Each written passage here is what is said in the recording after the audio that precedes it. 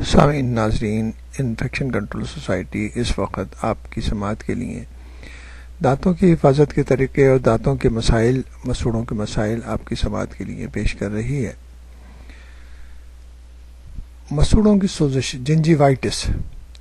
جنجیوائٹس جس کو مسوڑوں کی سوجن بھی کہا جاتا ہے۔ مسوڑوں کی سوجن جو عموماً سوجن کا باعث بھی بن جاتی ہے، انتہائی تکلیف دہ مرض ہے۔ اس مرض سے متاثرہ افراد میں خارش اور درد انتہائی شدت کے ہوتے ہیں۔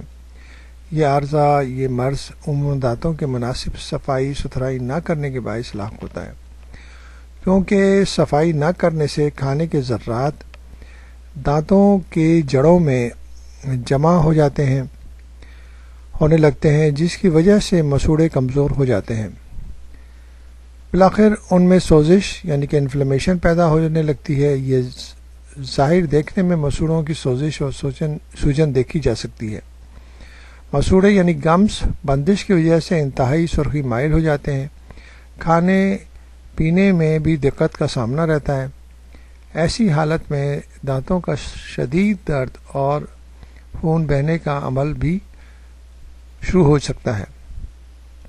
دانتوں کے اس بیماری کے ساتھ منہ کے اندر بدبودار مواد بھی رستا رہتا ہے، جو کہ بیٹھنے والے افراد محسوس کر سکتے ہیں اور بہت ہی برا محسوس کیا جاتا ہے۔ اس وقت ہم آپ کو بتائیں گے کہ طبی ماہرین نے کہا ہے کہ سبز چائے مسوڑوں اور دانتوں کے مختلف مسائل ختم کرنے میں معاون ثابت ہوتی ہے۔ جدید تحقیق، جدید ریسرچ کے مطابق سبز چائے، گرین ٹی کا باقاعدگی سے استعمال کرنے والے افراد میں دانتوں کی خرابیاں 42% کم ہوتی ہیں۔ کیوٹو یونیورسٹی جاپان نے اس مشروب سبز چائے پر تحقیق کرتے ہوئے مسوڑوں اور دانتوں کی خرابیوں کا جائزہ لیا تھا۔ اس ریسرچ میں 940 افراد کے گمز اور ٹیتھ کا جائزہ سبز چائے پینے کے تناظر میں کیا گیا تھا۔